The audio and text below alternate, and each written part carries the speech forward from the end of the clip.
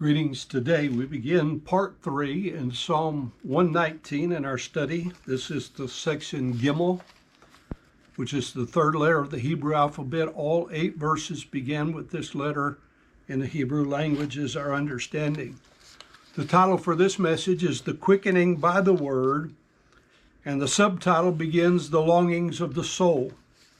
Psalm 119 verse 17 says, "Deal bountifully with thy servant, that I may live and keep thy word.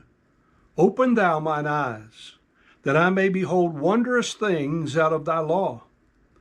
I am a stranger in the earth. Hide not thy commandments from me.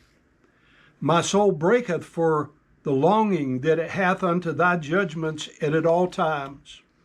Thou hast rebuked the proud that are cursed, which do err from thy commandments. Remove from me reproach and contempt, for I have kept thy testimonies. Princes also did sit and speak against me, but thy servant did meditate in thy statutes. Thy testimonies also are my delight and my counselor." We looked at the blessings by the word, the supervision of the word, the cleansing of the word, and now we're looking at the sanctifying by the word. Man was created by God in his own image according to Genesis chapter 1 and verse 26. As such, man is a triune being.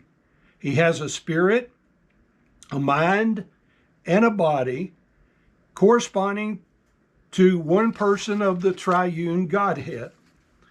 God the Father is shown in the mind of man.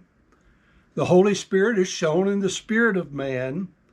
And God the Son is shown in the body of man.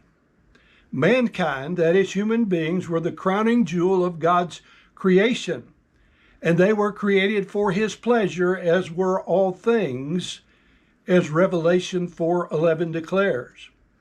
After God formed Adam, he breathed in his nostrils the breath of life, and he became a living soul, according to Genesis 2:7.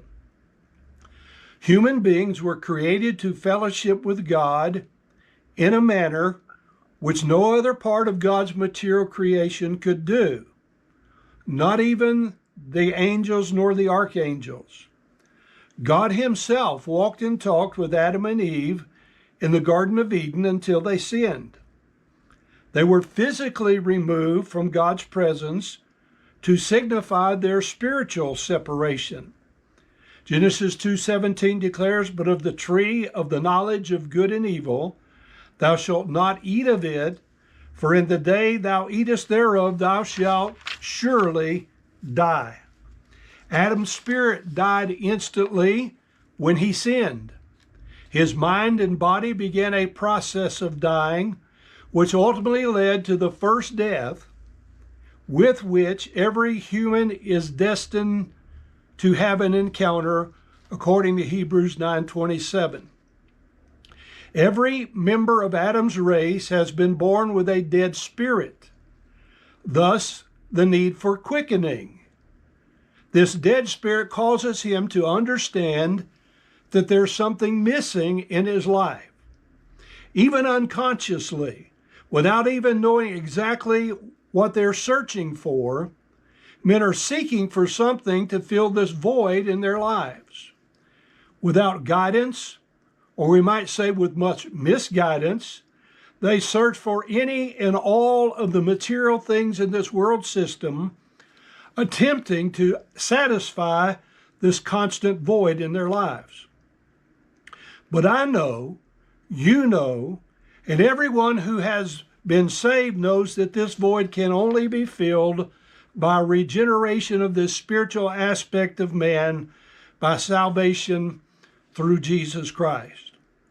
Lanny Wolfe wrote a song probably back in the 70s entitled "Only Jesus Can Satisfy Your Soul." It says, "The world will try to satisfy that longing in your soul. You may search the wide world over, but you'll never be as before. You'll never find true satisfaction until you found the Lord, for only Jesus can satisfy your soul. Only Jesus can satisfy your soul, and only He can change your heart and make you whole. He'll give you peace you never knew, sweet love and joy in heaven too, for only Jesus can satisfy your soul. If you could have the fame and fortune, all the wealth you could obtain, you have not Christ within your living here would be in vain. There'll come a time when death shall call you, riches cannot help you then. So come to Jesus, for He can satisfy. Only Jesus can satisfy your soul. Only He can change your heart and make you whole.